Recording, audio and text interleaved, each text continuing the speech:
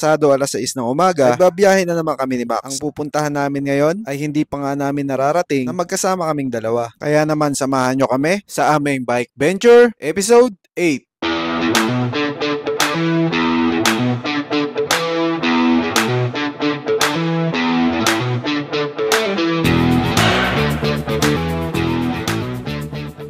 Medyo tinanghali na nga ako ng alis ng bahay dahil nga akala ko makakasama si Marco sa rides namin ngayon. Pero dahil nga kagagaling niya lang sa sakit ay nanghihina pa daw siya, kaya naman hindi ko na siya pinilit. Nag-rides na lang ako mag-isa. Sa mga oras na yan ay pakyat na ako ng Tagaytay galing ng Indang. Tamang pacing lang ako dyan dahil nga pagbalik galing ng Batangas ay mas matinding akyatan ang aming dadaanan. Tamang-tama lang yung panahon ngayon, hindi masyadong malamig at hindi rin masyadong mainit. Hindi kagaya nung mga nakaraang araw para bang manghihina ka dahil sa sobrang lamig. Sabi ko na medyo nag-improve na yung ating padyakan dahil nung mga nakaraang araw na dumadaan ako dito para bang hirap na hirap talaga ako sa pag-akyat. Pero ngayon, saktong pacing lang para bang makakarating tayo ng Tagaytay na hindi masyadong napapagod.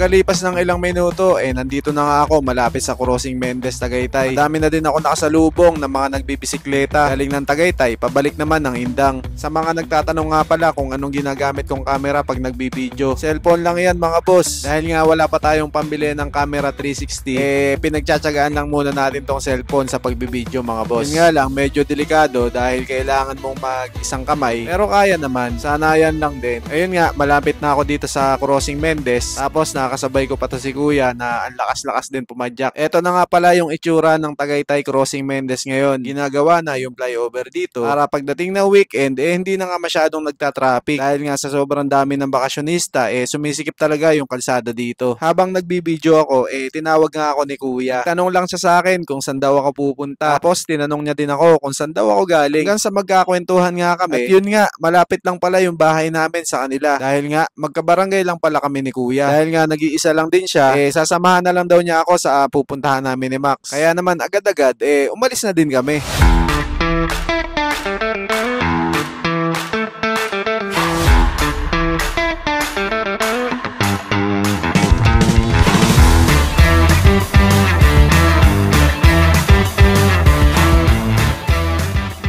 Tinanong ko si Kuya kanina kung ilang taon na. Sabi niya 62 years old na daw siya. Kailangan daw niya magbike dahil mataas daw yung kolesterol niya. Malaking tulong daw yung pagbibisikleta, sabi ni Kuya. Dahil nga medyo madami na din daw siyang sakit. Kahit papano lumalakas siya tuwing nakakapagbisikleta. Sa mga oras na yan binabaybay na namin yung Tagaytay Batangas Highway. First time namin ni Max nadadaan dito. Kaya naman tamang pacing lang kami dahil baka maubusan ng lakas pag uwi. Kalipas ng ilang minuto narating na namin yung welcome na Sugbo. Yung pakaliwa dito mga boss papuntang Lemery, Batangas. At dito nga kami dadaan para mapuntahan namin yung Fantasy World. Dito ka dumaan papuntang Fantasy World, lahat ng dadaanan nyo puro pababa. Nga lang pagbalik sisingiling ka na dahil puro paakyat naman. Sobrang tarik nga pala ng mga dadaanan dito. Kaya naman sabi ko bahala na nga kung ano mangyayari pag uwi.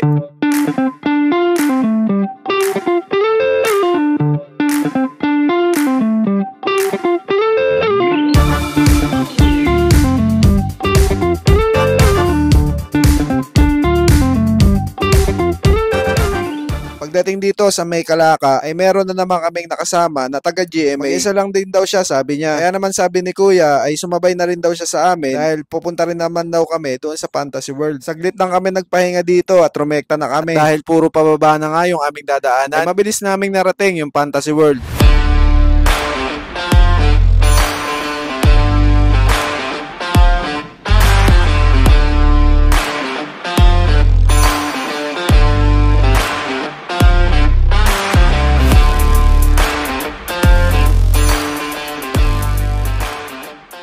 Siyempre, hindi mawawala yung mga lokal na nagtitinda dito. Kaya naman kahit papano, nabilihan natin sila. Shoutout dito kay Nene na napakasipag na bata. Talaga naman kahit mainit yung panahon, nagtitinda siya dito. Mga 10 minuto din yung itinigil namin dito sa pagpapahinga. Tapos, umakyat na ulit kami. 7 kilometro yung aakyatin namin pagbalik para makarating doon sa welcome na Sugbo, Batangas. Kaya naman sabi ni Kuya ay mauna na daw kami dahil maraming beses daw siyang titigil pag ganyan kalayo yung akyatan.